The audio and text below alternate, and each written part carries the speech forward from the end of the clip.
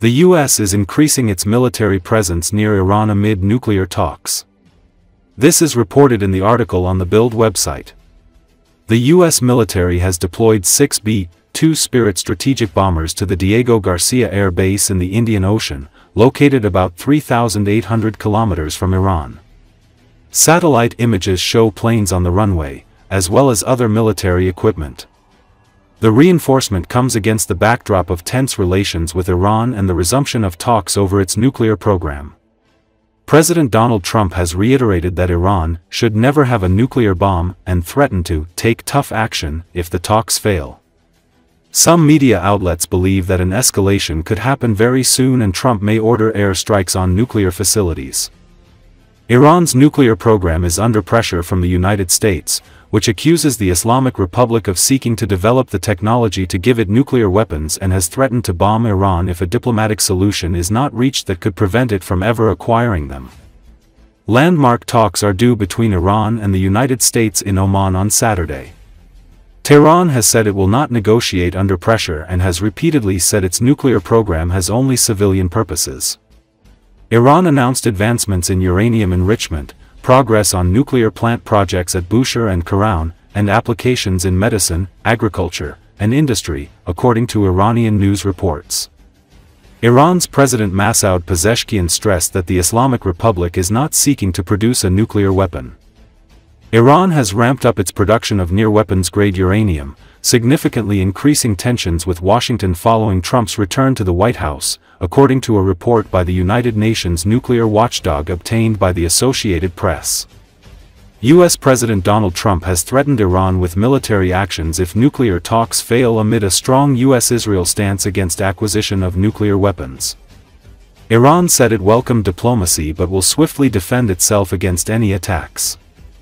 U.S. Secretary of Treasury Scott Bessent said, "The Iranian regime's reckless pursuit of nuclear weapons remains a grave threat to the United States and a menace to regional stability and global security. Treasury will continue to leverage our tools and authorities to disrupt any attempt by Iran to advance its nuclear program and its broader destabilizing agenda."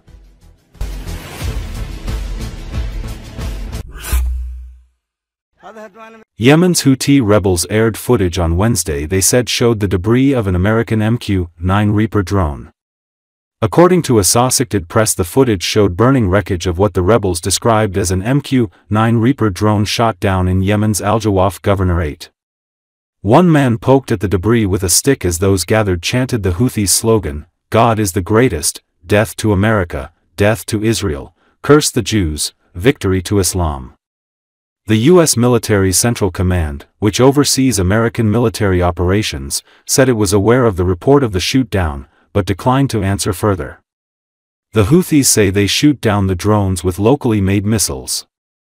The Houthis have surface-to-air missiles, such as the Iranian missile known as the 358, capable of downing aircraft. Meanwhile, on Wednesday, suspected U.S. airstrikes that pounded the area around Yemen's Red Sea port city of Hodeidah killed at least 10 people, the Iran-backed Houthi rebels said. The strikes Tuesday night hit around Hodeidah's Al-Hawak district, the rebels said, and wounded 16 people. The area is home to the city's airport, which the rebels have used in the past to target shipping in the Red Sea. Since its start, the intense campaign of U.S. airstrikes targeting the rebels over their attacks on shipping in Mideast waters, related to the Israel-Hamas war, has killed at least 107 people, according to casualty figures released Wednesday by the Houthis.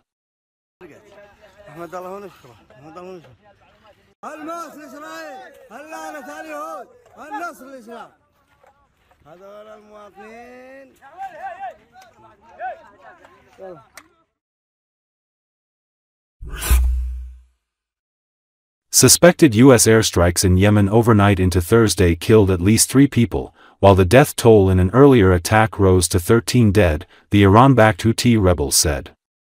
According to Associated Press, the rebels meanwhile aired footage they said showed the debris left after shooting down yet another American MQ-9 Reaper drone.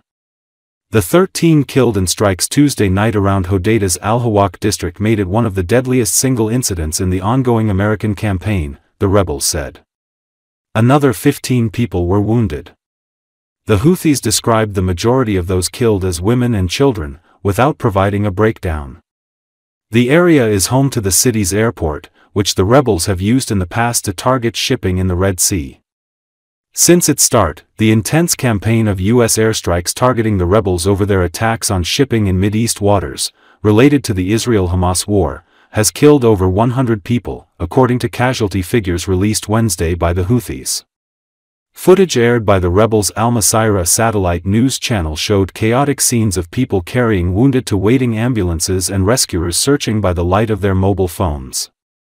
The target appeared in the footage to be a home in a residential neighborhood, likely part of a wider decapitation campaign launched by the Trump administration to kill rebel leaders.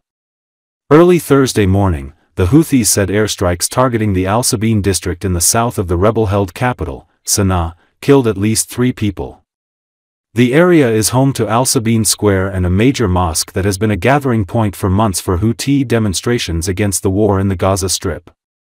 Other strikes hit the capital as well. More airstrikes hit Cameron Island in the Red Sea, the Houthis said. The U.S. Military Central Command, which oversees American military operations, did not acknowledge the strikes. That follows a pattern for the command, which now has authorization from the White House to conduct strikes at will in the campaign that began March 15. The American military also hasn't been providing any information on targets hit. The White House has said over 200 strikes have been conducted so far. Defense Secretary Pete Hegseth, speaking in the Oval Office on Monday during a visit by Israeli Prime Minister Benjamin Netanyahu, warned that America was not going to relent in its campaign targeting the Houthis.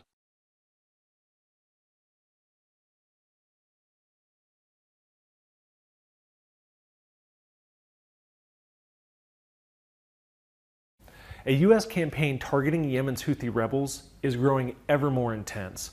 In the last few days, we saw a strike that killed at least 13 people in Hodeidah on the Red Sea, and we've also seen strikes around Sana'a, the rebel-held capital of Yemen, Sada, which is a stronghold of the Houthi rebels, and other areas. These strikes started about a month ago, and under the administration of U.S. President Donald Trump, Trump has said these strikes will continue as long as the Houthis continue to threaten ships in the Red Sea and surrounding Middle East waterways. For their part, the Houthis say that they're going to continue to stand up against America. They continue to target U.S. MQ-9 Reaper drones and shot one down just the other day as well. They say they've shot down over 20 during the ongoing Yemen war. Now, there aren't any signs that this conflict is going to stop soon. In fact, the U.S. is sending another aircraft carrier to the region and already has one in the Red Sea, and B-2 stealth bombers are stationed at Diego Garcia in the Indian Ocean and are believed to have been part of this campaign targeting the Houthis. So, from all sides, it looks like this conflict is going to continue, and it remains just as dangerous as ever for civilians.